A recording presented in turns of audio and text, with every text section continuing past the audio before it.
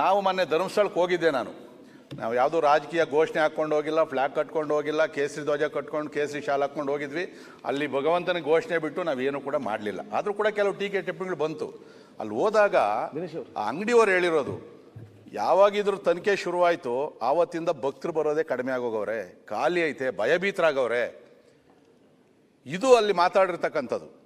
So ಅದಕ್ಕೋಸ್ಕರ ನನ್ನದೊಂದು ಸಲಹೆ ಇರ್ತಕ್ಕಂಥದ್ದು, ಈ 3 ತಿಂಗಳು ಏನು ಹೇಳಿದ್ರಲ್ಲ, ಆದಷ್ಟು ಶೀಘ್ರದಲ್ಲಿ 15 ದಿನ 1 ತಿಂಗಳು ಟೈಮ್ ಬೌಂಡ್ ಕೊಟ್ಕೊಂಡು ಹಗಲು ರಾತ್ರಿ ಮಾಡಿ. ಯಾಕಂದರೆ ಇನ್ನು 3 ತಿಂಗಳು ಜನ ಆತಂಕದಲ್ಲಿ ಕಾಯೋಂಥದ್ದು ಬೇಡ. ಯಾಕಂದರೆ ಇದು ಭಾಳ ಸೂಕ್ಷ್ಮವಾದಂಥ ವಿಚಾರ. ಗೃಹ ಸಚಿವರು ಅದನ್ನು ಸ್ವಲ್ಪ ಬೇಗ ಮಾಡಬೇಕು.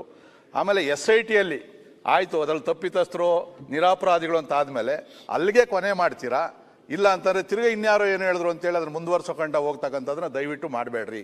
ಇದಕ್ಕೇನಾದರೂ ಅಂತಾರಾಷ್ಟ್ರೀಯ ಜಾಲ ಇದ್ದರೆ ನಿಮ್ಮ ತನಿಖೆಯಲ್ಲಿ ಗೊತ್ತಾದರೆ ಆಮೇಲೆ ಯಾವುದು ಕೊಡಬೇಕೋ ಅದನ್ನು ಮುಂದಿನ ದಿನಗಳಲ್ಲಿ ಹೆಚ್ಚಿನ ತನಿಖೆ ಕೊಡೋದು ನಮ್ಮದೇನು ಅಭ್ಯಂತರ ಇಲ್ಲ.